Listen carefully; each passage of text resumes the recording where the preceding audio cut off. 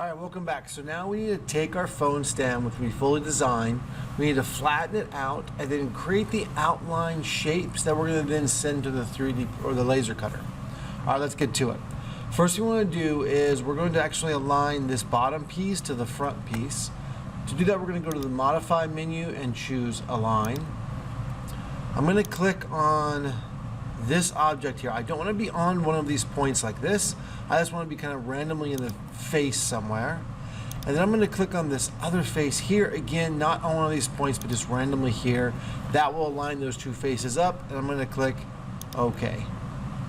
Now I'm going to use M for move. And I'm going to click on either one of these and just drag it out to the side. Now if I tip it to the side, you can see that they're all in one layer. And that's what I'm looking for, is just a one layer thick thing. If not, realign and get it to that point. All right, now I need to create the outlines of these two. To do that, I'm going to create a offset plane. Capture position. I'm going to create an offset plane from one of the faces, doesn't matter which one, and I'm going to actually drop the plane just barely into the thing. So in this case I want to go back the other way, so I'm going to do negative 0.1. Yeah, you can see where the plane goes through right there. That's kind of what I want to be. Enter, and then go back to the home view. Now I'm going to create a sketch on the plane I just made. Remember, the plane is actually inside the bodies.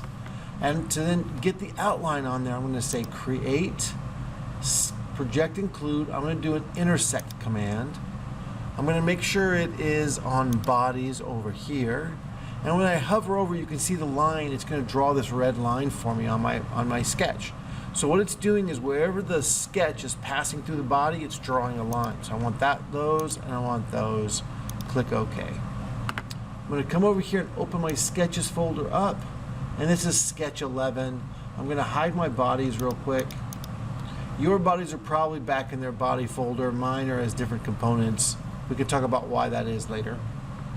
All right, so that's the drawing that I'm going to send over to the laser to cut. I'm going to double click on this and just call this layer 1. That way I know which sketch is the one that I'm looking for. Before I go on, I want to make sure that my document settings are converted over to millimeters. When I go to create this document for the laser cutter, it's going to assume that the numbers are millimeters, so I need to have them in millimeters to start with. So on document settings, click on the edit, change active units, and then come over here and change to millimeters. Now I'm ready to start exporting. So I'm going to come over here, I'm going to right click on layer 1, and I'm going to do save as DXF. DXF is the file type that's going to be sent to the next program to get the thing ready for cutting. So save as DXF. You're going to save this on your E&R flash drive. I'm going to save mine to drive.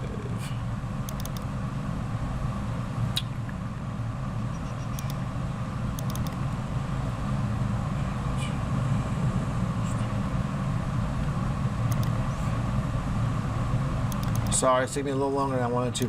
And these, I'm going to call this phone stand DXF. And I'm going to hit save. Okay, now our Fusion work is done. So I'm going to close Fusion. And I'm going to open a program called Inkscape. And it looks like there's like a little mountain, like it's oozing off ink. So it's like a landscape, but with ink.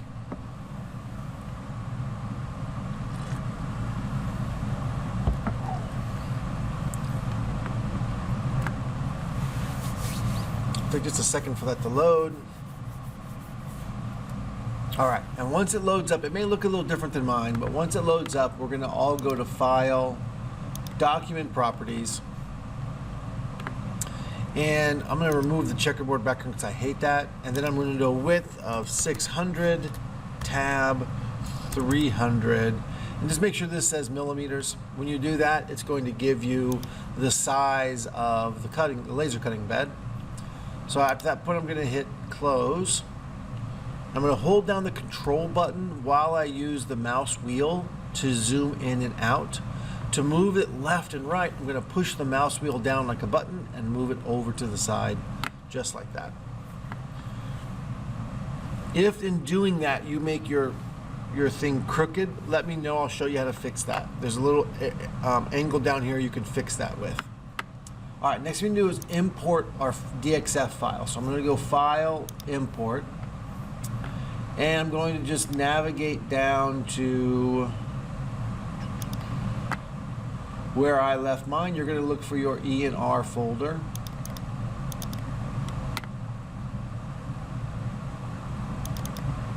And I'm looking at that phone stand DXF file we just did. On this screen, another screen may pop up. If it does, click OK. Once you get to this screen, you're going to click on Manual Scale and a Manual Scale Factor of 1. Because we converted our file in Fusion into millimeters before we made our DXF, we can just, this means that it's going to be a 1-to-1 conversion. Click OK. And once it comes in, it should come in about this size. It's not quite there yet. There it is. I'm going to drag it onto the canvas. It should come in about this size. If it came in a lot smaller, let me know. I'll help you solve that. All right, next step is to then turn all these lines red. So I'm going to come over here. I'm going to go to Object, Fill and Stroke. That'll open a menu over here on the right. And fill is the color on the inside. So if I give it a fill color, you can see it fills it in. Well, we don't want to do that. So I'm going to X out of the fill color and go to Stroke Paint. We're going to give it a solid stroke paint. If yours isn't set to RGB, click here and set it to RGB, and then set the red all the way to red. So here's how this works. The laser will cut anything that red. So it knows when it sees a red line, it knows to do full power cut all the way through the wood. And then anything black, it's going to just engrave it on the surface. So we want this to be 25500. If it's 25400, the laser will say, oh, that's the wrong red, that's not the red I cut with, and it won't cut. So make sure it's 25500. Awesome.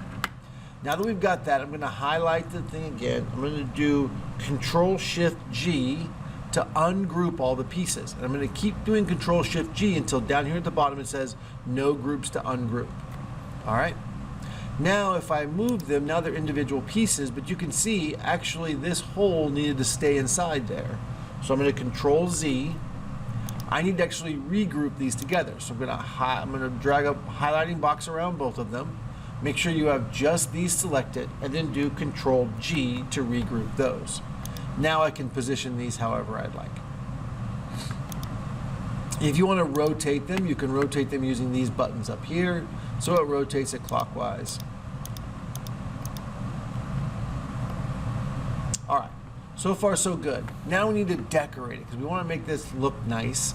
So I'm just going to go to the internet here and I'm going to do a quick image search.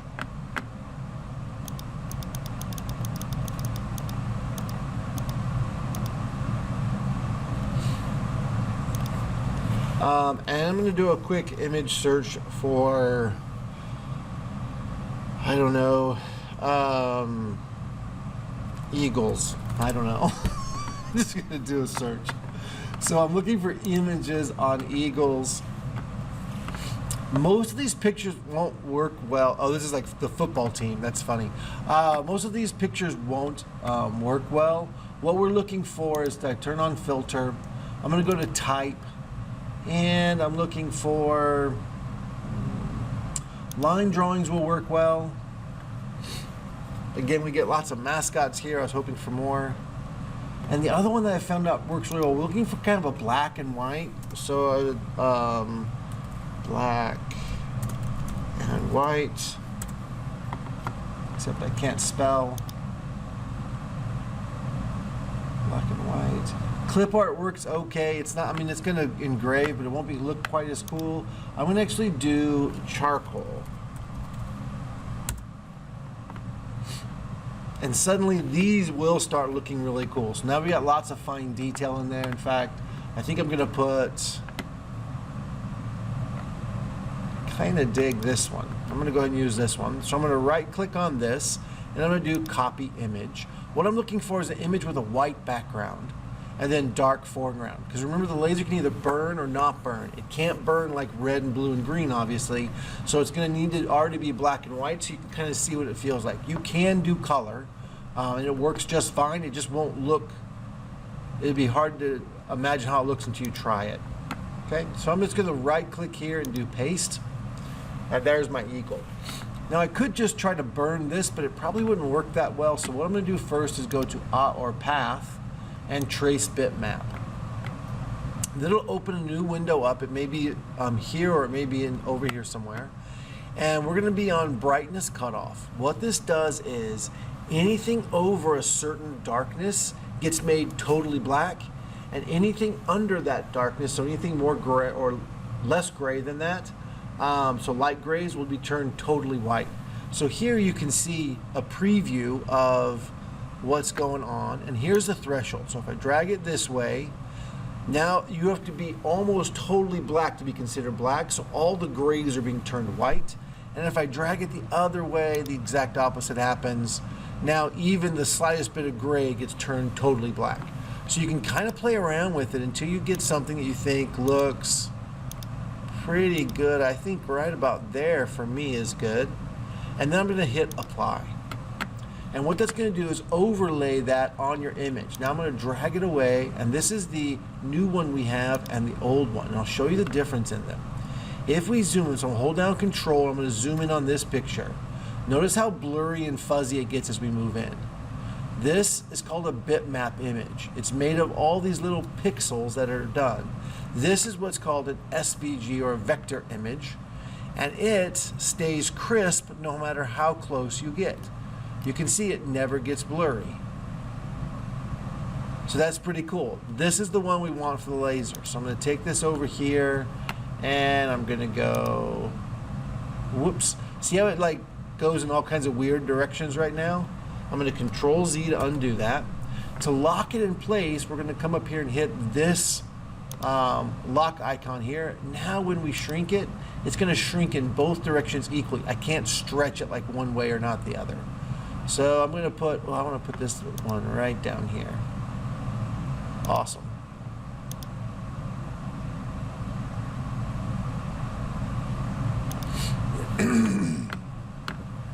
And now what I'm going to do is, yeah, let's put some words in. So I'm going to put my name down here. Why not? You can do whatever you like.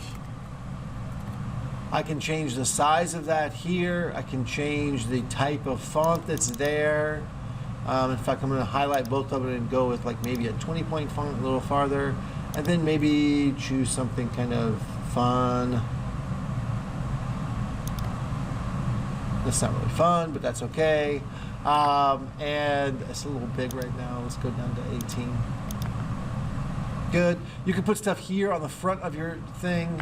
Whatever you want to do. I won't show you any more of that, but that's the general way that you find a picture, do a trace bitmap that gives you the SVG of it, and at this point I can actually click on this picture. Oops, and then you come back over here and click on the arrow tool, and then click on this picture and just delete it. I don't need that anymore. All right, this is the part now where I'm going to save this file, so let's do that real quick. File, save as. I'm going to save it in that same place as before. So you're going to save yours in your ENR thumb drive. And this time I'm going to call this phone stand. And I'm going to call this cut lines.